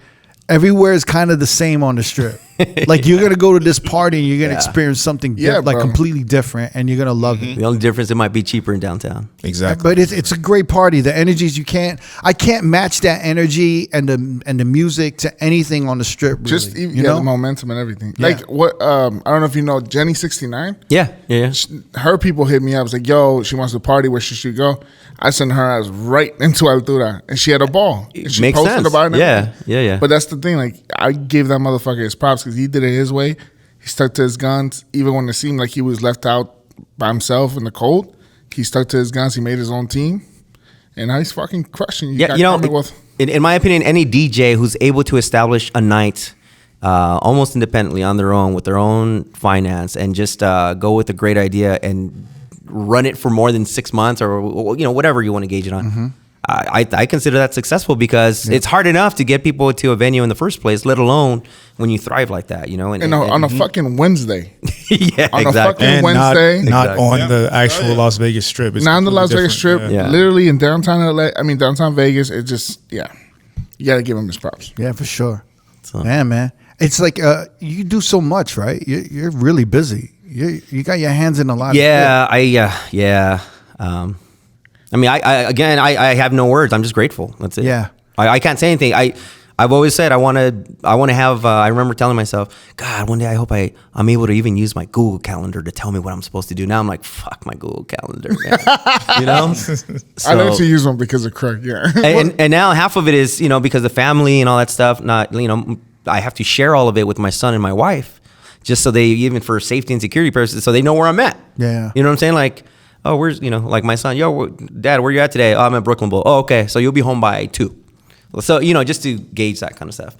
It's a little bit different for me during sports season, like during football season, because I'll try not to take on a Saturday gig. Because again, I'm trying to get at least 4 hours of sleep before I have to be at the stadium. Right. But yeah, man, I just, I'm busy, but it's not just me. I try to incorporate as many people around me as I possibly can. Right. Mm-hmm. Because I know I can't do it by myself. I can't cover everything. I don't want to cover everything, if that makes any sense. And it's just, again, for me, it's where I come from saying, I'm glad I can bring this person along, or I trust this person, or I trust. It's hard to say you trust someone, as it is, especially in this business. Yeah. Mm-hmm.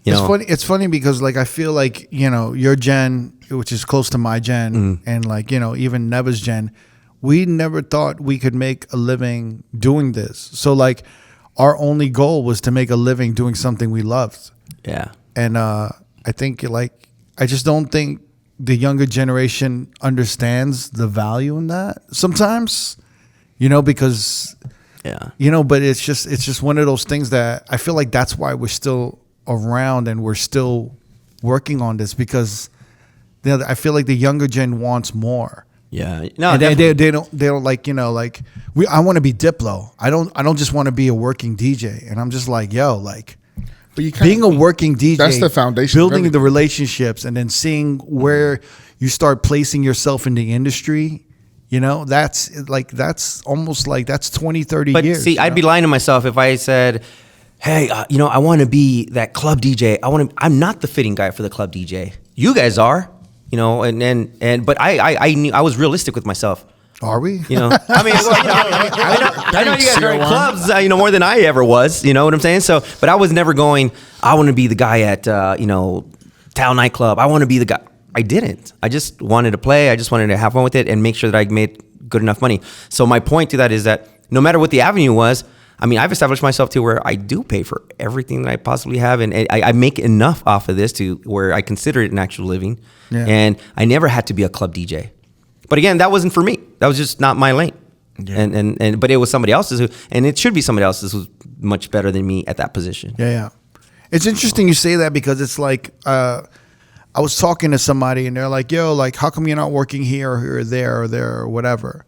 And I'm like, well, the rate isn't, what I want. Like, there's certain gigs that I want to DJ, but I don't do it because of the rate. And it's not because I don't want less money. Mm-hmm. Because if I'm having fun doing it, I'll take less money. I know if I do it, I'm taking money away from another DJ. So I kind of got to stay at my rate. And from yourself in the future. Huh? And from yourself in the future. You're taking money away from yourself in the future. And that's what I said earlier. Like, I don't want to undercut myself at this point, Yeah, absolutely. Yeah. So like, even when I go out of town, they're like, yo, I could get you in here and here. And I'm like, what's the rate? And they're like, oh, it's this. And I'm like, well, if it's that amount, that sounds like a local rate. And they're like, it is. So then if it's a local rate, I'm taking money from a local DJ.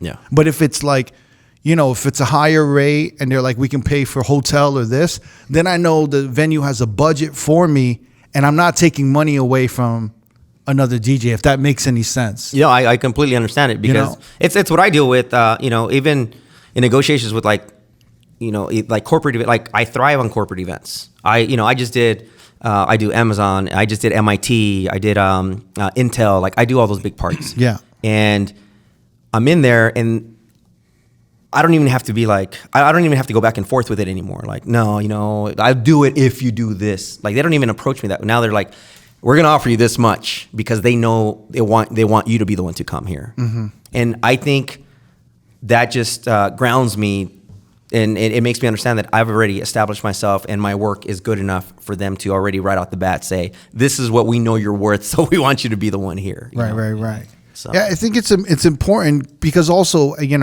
when we reach a certain stature or a certain age or in the game, I feel like, if these are the available like kind of gigs for me, but I feel like they're for local DJs or, other DJs, I have to find another place for myself and maybe create another market for myself because I'm in a position where I can elevate the game or create something new and offer it to the, to the market. Whereas, I can't like put myself and take work away from other working DJs that are kind of like working their way up. Yeah. So like it puts me in a weird position, but in the end it's like, yeah, you got to balance yourself out. I got to balance myself out. And I'll just be like, and some of these gigs, I'm like, damn, man, that looks fun, but I'm just like, yo, I'm not going to do that. Like, I'm going to let those motherfuckers shine and do their thing. And then I got to find my position in it, And the way I balanced myself out was, I was never the club guy, but somehow sports events became my niche, Yeah. So that's what my lane became. Yeah, and you're spinning for way more people than we are in the clubs. So salute to you, man. Yo, man. CO1, thank you so much for being here. Man, I appreciate you guys. This is great conversation. Fun. I just wish we had sushi and basketball. Yeah. You know what? Fuck you guys and your basketball. Yo, thanks for coming and pause. I mean, thanks for coming through. Whoa. Wait, let me say it again. No. Thanks for coming through, and hopefully we'll see you at the game. I would love to be there to like check y'all out. That's my way of saying, can we, get some passes? Yeah. You know what? I wish I had so because I'm still on my second season. Yeah. I haven't negotiated anything like that yet.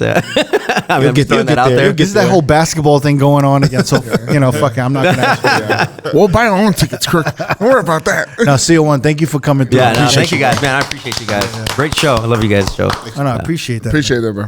If you want to watch more episodes from R.O.A.D Podcast, click either links on the left or the right. Don't forget to subscribe to our YouTube page and get updated on new uploads throughout the week. Peace.